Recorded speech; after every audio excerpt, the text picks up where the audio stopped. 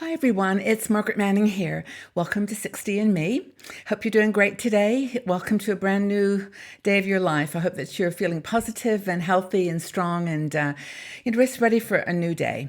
Thanks a lot for being here. As always, I thank you for your support and I'm so happy that you make a decision to join us and talk and have a conversation about things that are of interest to women over 60. And it's just so great to have you on my journey too. So thank you. And thanks to the new people that are joining us. We have women now, 150 countries around the world, and it's a very unique community, and I'm just so really happy to have you here with me. So I'm having my cup of tea this morning. Now, I went to a little shop in our town called Rituals, and they had these really cool little boxes of tea. Now, this is one that says Earl Grey, Earl's Secret.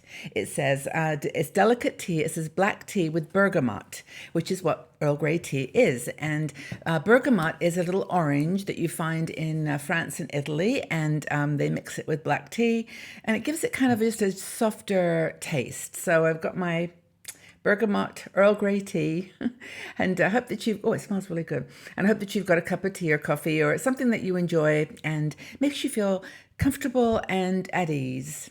Because I've got a topic I wanted to chat with you about today that's really kind of just I wanted to get you thinking about yourself and about how to pamper your body, spirit, mind, and soul. So I want, first of all, though, to thank our sponsor for today. That's Puritan's Pride. Now, as I said, we take a big interest in healthy living, well-being, and staying well in your 60s. And you can check out the Puritan's Pride website and find out how to make the connection between a balanced nutrition and healthy living. So thanks to Puritan's Pride. Now, our topic today.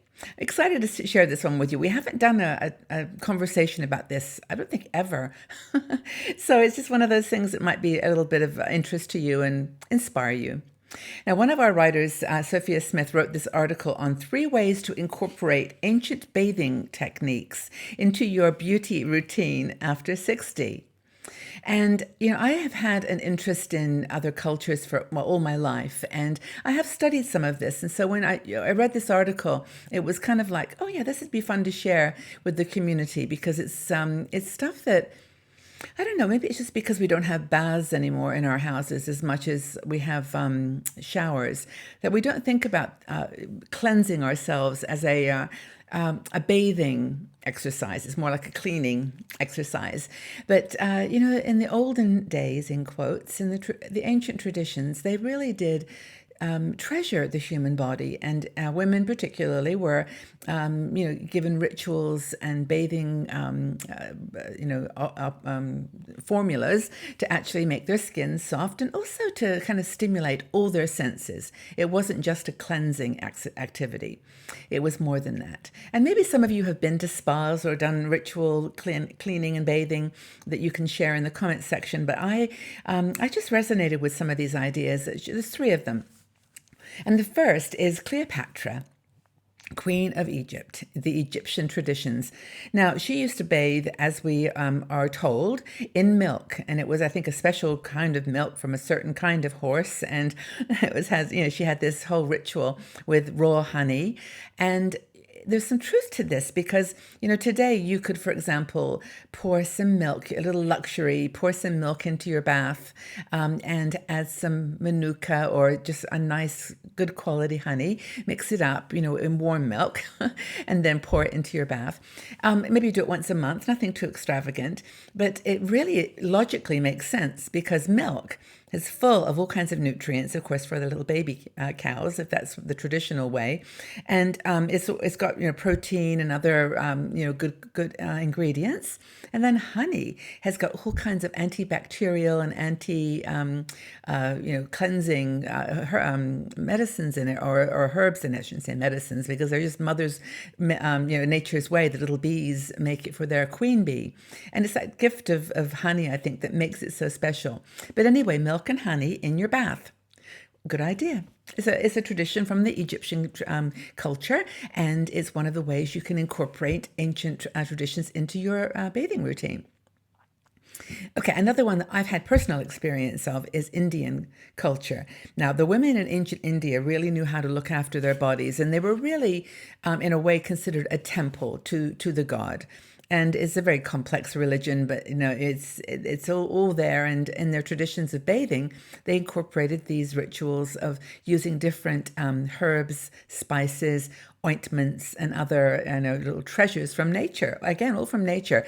And I do want to make sure I didn't say the word medicine lightly there, because it wasn't meant to be any medical advice in doing any of these fun things. It's just that they are treatments that Mother Nature has made possible for us, and we can consider them as healing if you want. But I just want to promise you that there's no medical promises being made here. This is just a feel good, a feel good exercise. So the rituals in India, they're always like a detox in a way that was done before the bath, and then the bath was the cleansing activity. And I remember when I was in India, I had a lot of Ayurvedic massages. Now, Ayurveda is it's kind of philosophy of taking care of the body based on body types. So they believe that there are 4 different body types, and depending on which one you are, you use different herbs and spices and sort of tinctures to actually match your body type. So when you do have a massage in India, they do actually look at you and say, what is your body type? And they sort of modify the massage accordingly. So sandalwood, turmeric, saffron, these are all ingredients that might be used in a Ayurvedic massage. And I remember once when I was in India, where was I? I forget now. I went to a massage spa, and they put me in this room, and it was like it wasn't a nice, comfy kind of padded, plastic cover. It was wood, and you had to lie down on the wood, and it was kind of had a little rim around the edge. And I was like, why are they doing that? Like, am I going to fall out? Or, it kind of protects you. I knew why later, because they use a lot of oil in the massage. And when you do it yourself, just be abundant with the oils. Just pour those oils on you. And you literally were sliding around the table as as the woman massaged you. And so, and that might be mixed with turmeric or other herbs. When I got out of that massage, my skin was yellow. And of course, all the goodness from the turmeric had gone in my skin. But I washed off in a couple of showers. But it was just interesting to see how in India they have a different view of bathing and ritual. The last one that Sophia talks about is Roman baths. Now, if you've ever been to a Roman town in Europe, like Bath, for example, they have places where the Romans used to have ritual bathing exercises. And if you take a look at the pictures of what they've been able to revive, you'll see there's beautiful art on the walls and on the ceilings, and they were designed, for a sensory experience.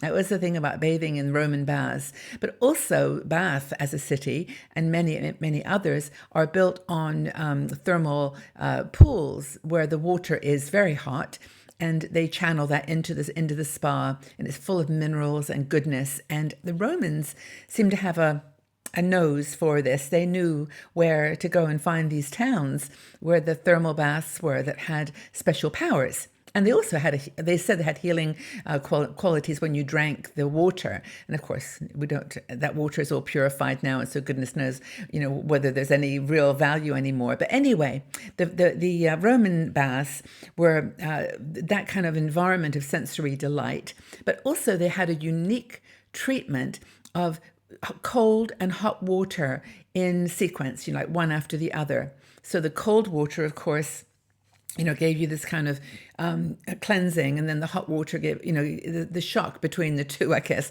gave your body some stimulation to be healthy and well. And, so the cool water soothes inflammation, and then the hot water opens up the pores. So that was the strategy. That was the technique behind the hot and cold water in the Roman baths. And of course, they would use olive oil and other famous, natural oils from nature to soothe and smooth the skin after the ritual too. So there's all kinds of techniques that you can investigate from other cultures. I'm sure that African culture, even, in the Asian, like Polynesia, of course, they all also have techniques to investigate and try. but we didn't, cover them here in this article. But maybe you've been traveling and you've had a massage in a country that used a technique or an oil or a product that you thought was really curious and interesting, and would love to know your experience. I think it'd be a lot of fun. So I think the point here is to look at bathing in a way as a way of treating yourself to a sensory experience and doing goodness for your skin through Mother Nature's natural products. And I'd love to know if you ever tried any of these techniques. If you have, leave your comments in the section below and let's just compare notes and see what we can share with each other. I mean, of course, we don't want to be having to go to Egypt or to Bath in the UK or anywhere in India to do these treatments. You can kind of put them together yourself. And that's kind of the point here. We don't have to do fancy things. We can just get some olive oil and, just rub that on our skin or turmeric with the Indian techniques. All there for you to try. So, have you ever tried a unique skincare experience from another culture? And what was your experience? I'm really looking forward to your comments, so leave them in the section below.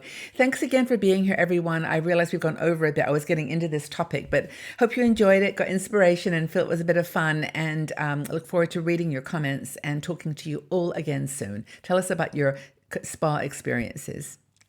Take care, everybody. Bye-bye for now.